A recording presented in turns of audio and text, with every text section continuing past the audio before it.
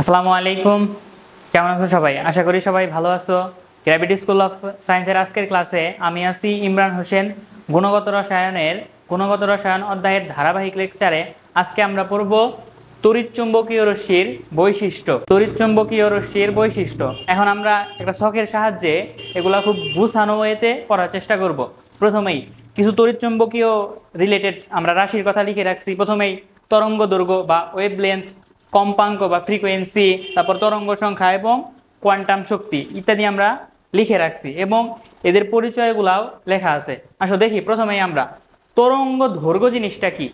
তরঙ্গ দৈর্ঘ্য জিনিসটা কি দেখেন, তরঙ্গ দৈর্ঘ্য এই ধরনের শব্দ শোনার সাথে সাথেই আপনাদের সবার মাথাতেই হয়তোবা এরকম একটা চিত্র ভেসে উঠছে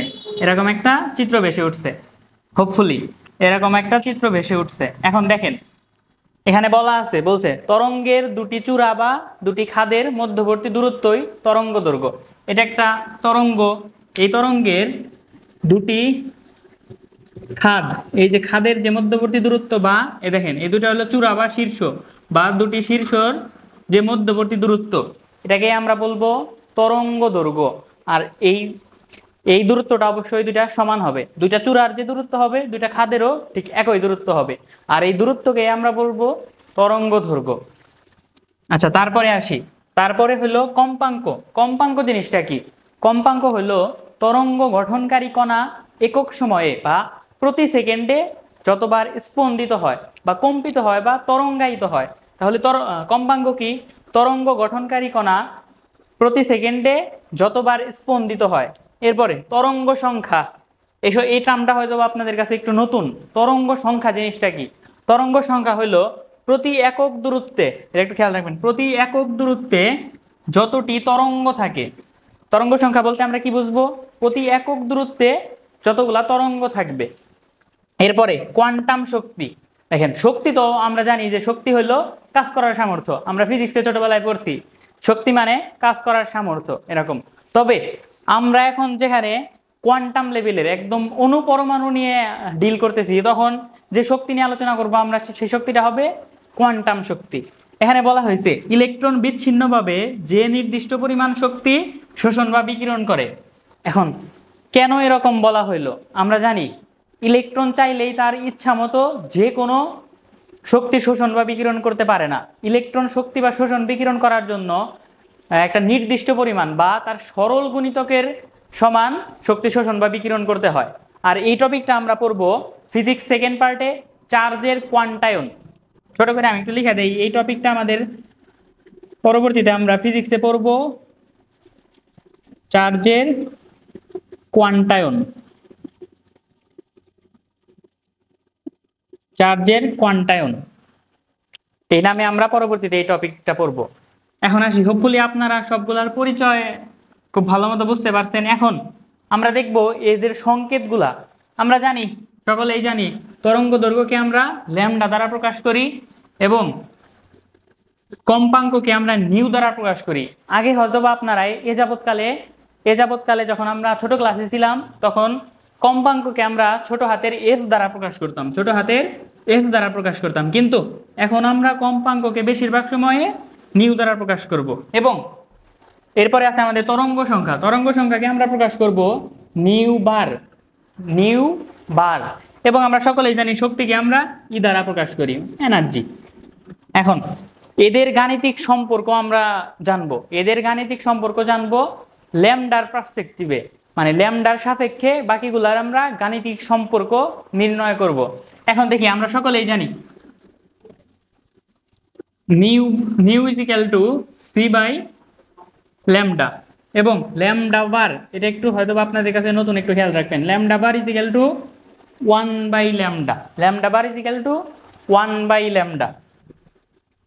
এরপর আমরা শক্তির সূত্র, এই সূত্র হয়তো বা আমাদের সকলেরই জানা থাকার কথা। আমরা জানি E is equal to H new. New এর মানটা যদি আমরা বসিয়ে দেই, আর একটা নতুন সূত্র পাবো এইচ বাই ল্যামডা। তাহলে আমরা সংকেত এবং গাণিতিক সম্পর্কগুলা আশা করি বুঝতে পারছি, এবং এগুলো আমরা ল্যামডার সাপেক্ষে বাকিগুলার গাণিতিক সম্পর্ক বা সূত্র লিখেছি। এখন এককগুলা কি হবে? কেমিস্ট্রি পড়ার ক্ষেত্রে আমাদের অনেকেরই একক নিয়ে অনেক ঝামেলায় পড়তে হয়, যে কোনটার একক কি হবে। আমরা একক লিখতে প্রায়শই ভুল করে থাকি। একটু খেয়াল করবা ভাইয়া কিভাবে এককগুলা লিখি।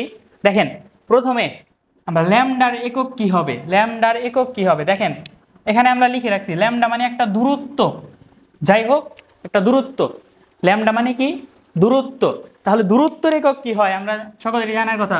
দূরত্বের একক আমরা মিটার দ্বারা প্রকাশ করতে পারি, সেন্টিমিটার দ্বারা প্রকাশ করতে পারি, ন্যানোমিটার দ্বারা প্রকাশ করতে পারি, অ্যাংস্ট্রম দ্বারা প্রকাশ করতে পারি, ইত্যাদি আরো অনেক এককে দূরত্বকে প্রকাশ করতে পারি আমরা।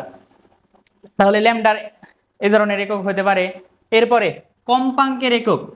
কম্পাঙ্কের একক কি আমাদের সকলেরই জানার কথা। কম্পাঙ্কের একক হার্জ বা পার সেকেন্ড। কম্পাঙ্কের একক কি?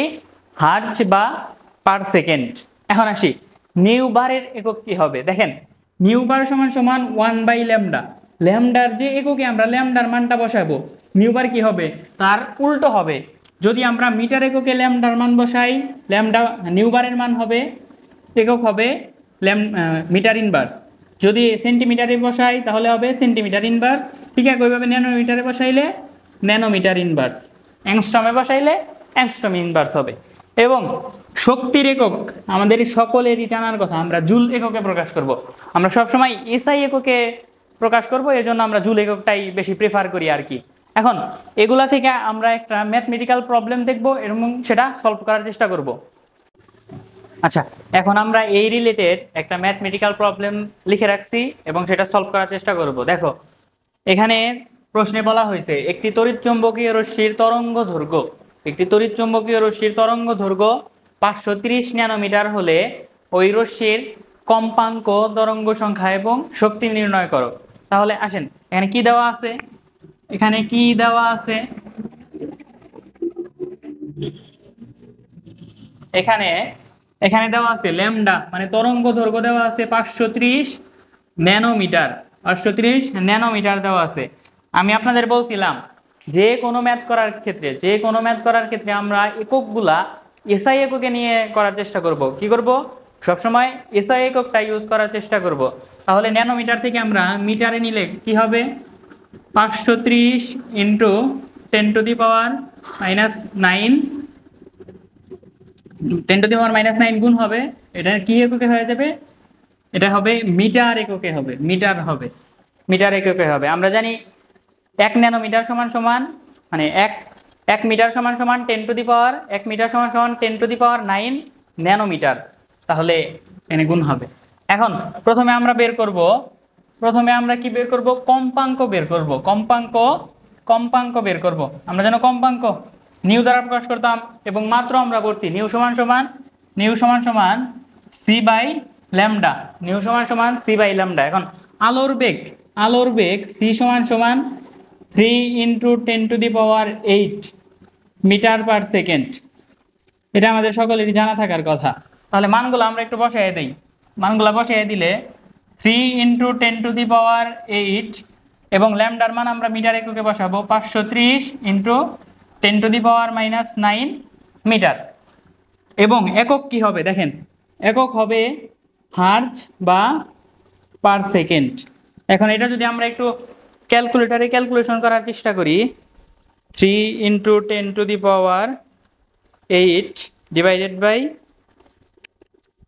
আচ্ছা এটা ক্যালকুলেশন করলে দেখেন তো, সবাই একটু ক্যালকুলেশন করার চেষ্টা করেন। এটা ক্যালকুলেশন করলে আমরা পাবো, এটা ক্যালকুলেশন করলে আমরা কি পাবো একটু দেখি।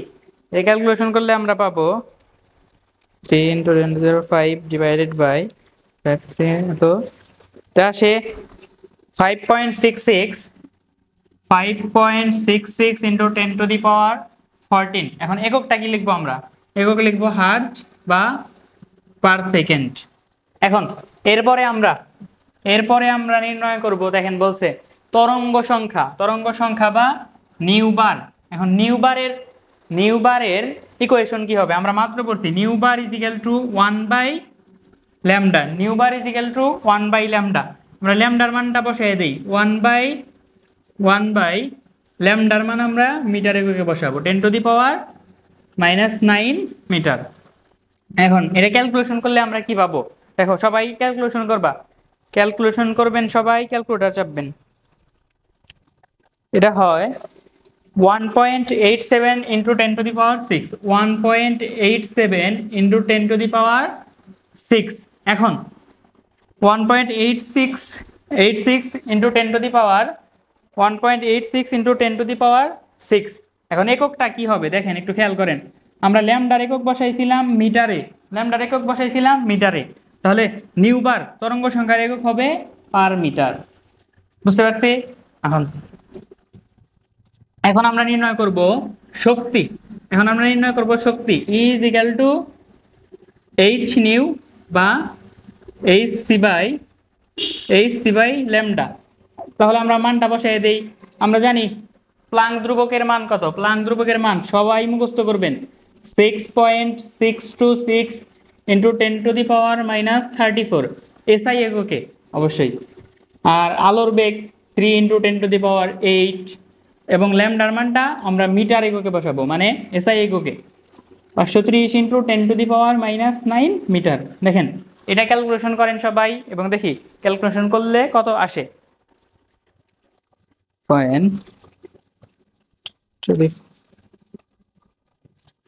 পাওয়ার